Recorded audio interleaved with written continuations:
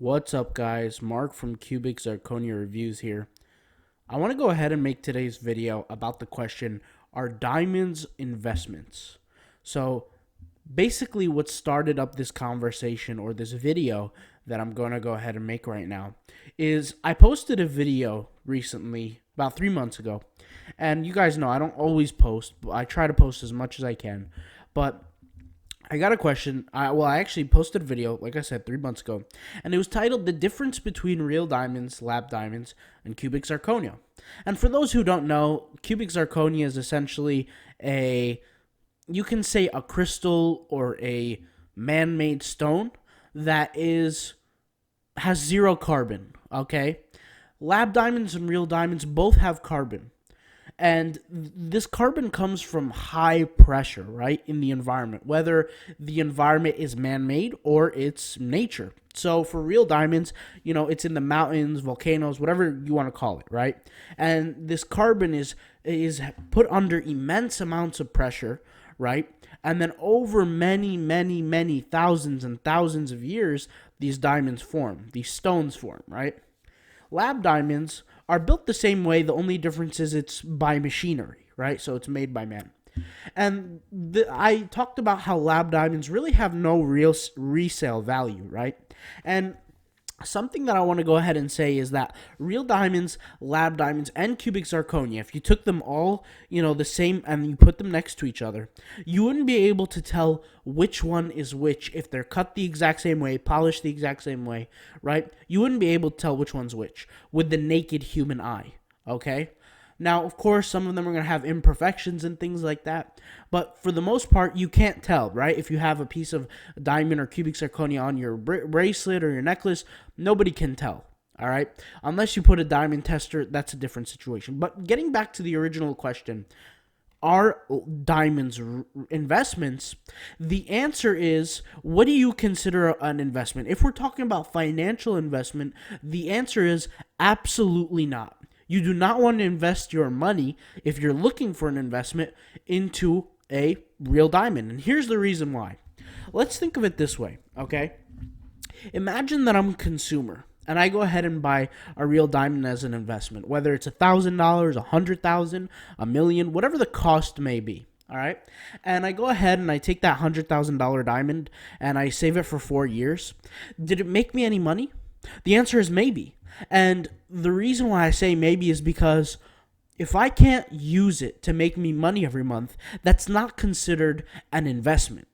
By definition, guys, an investment has to provide you income. Now, somebody could make the argument to me that, hey, well, I could take that diamond and sell it and sell it for more money than what I paid for it. And in reality, that sounds great, but it's not true. It never happens. And here's the reason why.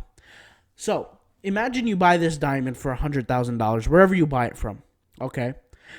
Understand that when you buy that diamond, there's going to be costs in addition to the actual material of that diamond cost, meaning any additional fees that jeweler may have, or depending on where you bought it from, any shipping fees, or maybe if there are no shipping fees, there are costs associated with it. They're not going to just take the weight of the diamond, and charge you for a price for it. People need to gain a profit. So let's just put that to a side for a minute. Let's just say it cost $100,000 total. Let's say you wait 100 years, 50 years, 40 years, whatever it is, and you're going to go ahead and resell this diamond. Well, when you resell this diamond, ask yourself, where can you resell it? The answer is jewelers. There's really nobody else who's going to buy this diamond off of you. There are not people on the street that are just be like, hey, I want to buy a diamond. No, you're going to have to go to a jeweler. And the reason why a jeweler would be a candidate to buy your diamond after inspection is that they can use that diamond, break it down, put it into jewelry, right, and resell it, right, for more money. Well, here's the thing. If you're going to sell it to a jeweler, you would have to sell it for less than what the value is. Meaning, if the jewelry, let's say you paid $110,000 or $100,000 for the diamond, and you waited 30 years, and now you want to sell it for 110. If the value of that diamond is 110, the jeweler is not going to buy it from you for 110. Ideally, they would want to go ahead and buy it for 50 or 65, right? The reason why is because they need to equate half of the value to a single piece of jewelry, meaning the materials, and the other half in labor. And so if you look at pieces of diamonds or jewelry, whether you buy a spike bracelet or a Cuban, right? The way they charge you is roughly, and not every jeweler is the same, but roughly 50% of the cost of that piece of jewelry. So let's say you buy a Cuban necklace for $200,000, 50% of it, which is $100,000, references the amount of materials used, so the amount of gold in weight, the amount of diamonds in weight, whatever materials you're using, right? Rose gold, regular gold, 14 karat gold, right? You guys know what I mean. White gold, yellow gold. And then the other 50%, the 100,000, is used in labor costs. And the reason why they charge these labor costs is to give them an avenue to make more profit. That's how jewelers make profit. So the end question is, are diamonds investments? The answer is absolutely not. Is there a resale value for diamonds? Sure, but there is absolutely no guarantee that you're going to make more money on selling a diamond.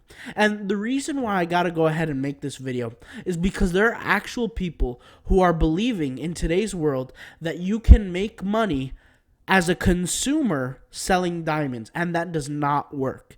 Unless you're a jeweler, do not invest your money in diamonds, okay? If you're looking for a specific investment, there are many, many ways to make money, whether you're making money online, through stocks, building a physical business, and they can produce much more income than a diamond can, okay? So I don't recommend anybody who wants to go ahead and make an investment to invest in diamonds. It's the wrong way to go, guys. All right? Hopefully this video helped you guys out and got you guys out of the trap of buying diamonds as an investment. Now, something that I do want to mention is if you want to buy a diamond to make yourself happy or invest in your happiness, as people say, I tell people, do whatever you want to do. It's your money. But don't look at a diamond as a financial investment, guys. Don't look at it as a financial investment. You're happy to look at it as a happiness investment, something that's going to make you happy and you're proud to wear something. Go ahead and do it, right? I personally don't wear diamonds because I looked at the price and I just can't ascertain a feasible value to pay for these kind of things, right? I would rather wear cubic zirconia, and that's just me. But it's completely up to you guys, okay? So thank you guys for watching. I really appreciate every single person who's watching. I try to be as real as I possibly can in my YouTube videos. And some of my videos are, informational videos, kind of like this one and the last one that I talked about, which is the difference between real diamonds, lab diamonds, cubic zirconia, things like that. But I also do reviews on the cubic zirconia pieces that I actually like. So if you guys are interested in getting some cubic zirconia pieces, check out my reviews and see if they're worthy for you. The reason, guys, and I want to go ahead and mention it in this video, the reason why I even decided to go with cubic zirconia is, people who don't know, when I was 22 years old, I sold my company, and I decided that I was like, hey, I want to buy a piece of nice jewelry. I want to buy something, Where I come from, a signal that you've made it in life is like, the cars, the houses, and the jewelry. Right? So I was like, I want to get a piece of jewelry. And I looked online for a certain piece that I liked, and it was over 50 grand. Now for me, I just couldn't rationalize it, right? I've been working for so long to build up my company and sell it that I couldn't rationalize me taking 50 grand and putting it in a stone with a piece of metal wrapped around it, right? And calling it, something that's going to make me happy. I just couldn't do it. But I could buy a piece of cubic zirconia for $200, and it will be exactly the same. It won't rust, it looks beautiful all the time, and it looks identical to a regular piece of jewelry. And guys, when you're actually making money out there and you're really successful and you have a piece of fake jewelry on, nobody's gonna point you out and say you're wearing fake jewelry. You can tell them, well, is my Ferrari fake? Is my mansion fake? Is this bank account fake? Hell no. So I'm actually proud to wear cubic zirconia because it's really more of a mission statement for me.